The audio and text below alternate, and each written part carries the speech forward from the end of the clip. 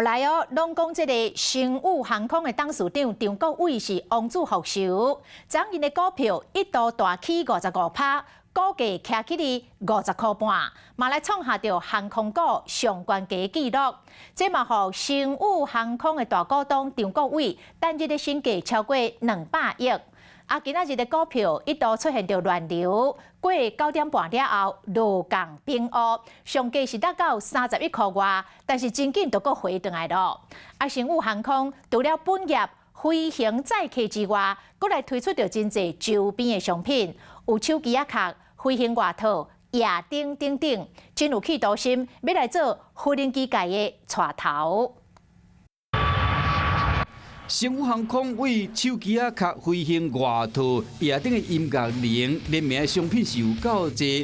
看得出来，伊是要争取少年人的认同。张国伟董事长当初在设立星宇航空，就说他要让星宇航空成为精品的航空公司。所以从星宇航空本身在所谓的一个外观的设计啊，或者说机内的一些所谓的座舱啊、硬体跟软体的设备，我觉得都跟一般的航空公司有比较大的一个差异性。星宇的股价小年率6天一飞冲天起156%，昨个月冲破5字头，甚至超越虎航，成为台湾航空股的新股王。持有星宇超过14亿股的大股东张国伟，一天身价起超过200亿，已经有700亿上演王子复仇记。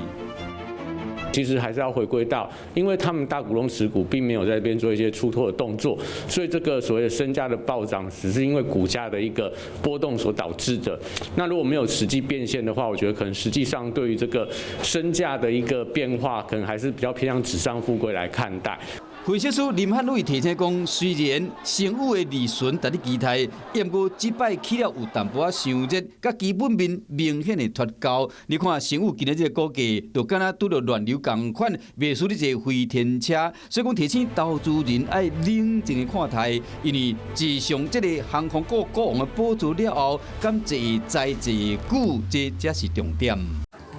华视新闻看起来，赶快订阅我们的华视新闻 YouTube 频道，欢迎按赞、订阅、开启小铃铛，最新最及时的资讯要提供给你。